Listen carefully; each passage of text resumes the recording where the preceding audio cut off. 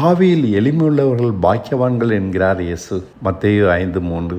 அதென்ன ஆவியில் எளிமை என்கிறீர்களா? நீங்கள் கேட்பது ஒன்று புரிகிறது. அதாகப்பட்டது என்னன்னா, எனக்கொன்றும் தெரியாது என்று தேவனிடம் ஒத்துக்கொள்வது, என்னால் ஒன்றும் முடியாது என்று முழுக்க சரண்டர் ஆகிவிடுவது. அவ்வளவுதாங்க. பரலோகமே உங்களுடையதான், இந்தாங்க எடுத்துக்கோங்க. ஆனா இதுதான் அநேகருக்கு முடியாத ஒன்றாக இருக்கிறது.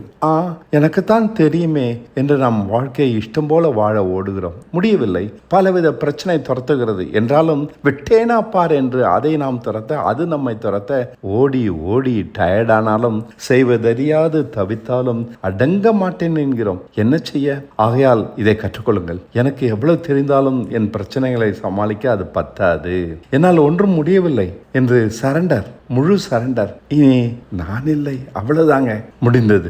இனி எல்லாம் அவர் பார்த்துக் கொள்வார். முழு சரண்டர் ஆகாதவரை நமக்கு ஆவியில் எளிமை இல்லை, பரலோக ராஜ்யமும் நமக்கு இல்லை. அதற்காக ஆண்டவர் இன்னொரு யுக்தியை வைத்திருக்கிறார் தெரியுமா? துயரம். இதென்ன என்று கேட்கிறீர்களா? நாம் முழுக்க சரண்டர் ஆனோமா? இல்லை இல்லை, மாட்டோமே.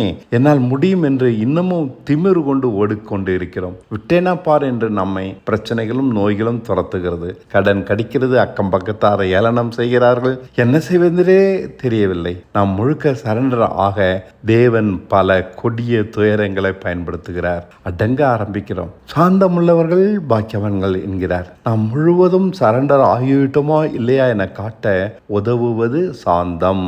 எது நேர்ந்தாலும் நம் பதில் கர்த்தரிடம் விட்டுவிட்டு அடங்கி இருப்போம். தீமை செய்தவர்களுக்கு பதில் தீமை செய்ய மாட்டோம்.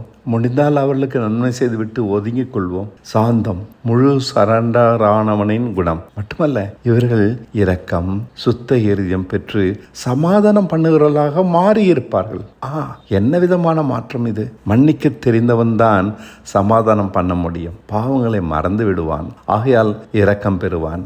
தேவனை தரிசிப்பான். அவன் மேலும் மேலும் தேவனுக்கு பிரியமானதையே தேடி நீதியின் மேல் பசி தாகமாயிருப்பான். இவனே பெருமான். தேவனுடைய பார்வையில் தனக்கென்று ஒரு சித்தம் இல்லாதவன், சுத்த இருதயம் உடையவன்.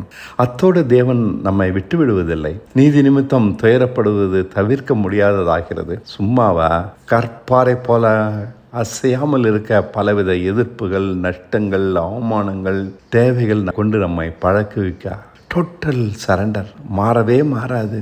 அவர் சித்தம் எதுவென தேடி தேடி நம் சித்தத்தை விலக்கி சென்று செய்கிறோம். அவர் நாமத்திற்காகவும் பாடுபட இதுதான் நம்மை பாக்கியவான் என்பதின் உச்சத்திற்கே கொண்டு செல்லுகிறது. பரலோகத்தில் உங்கள் பலன் மிகுதியாய் இருக்கும் என்கிறார் இயேசு. Total surrender. அதற்கு கீழ் எதுவுமே தேவன் நம்மிடம் ஏற்றுக்கொள்வதில்லை.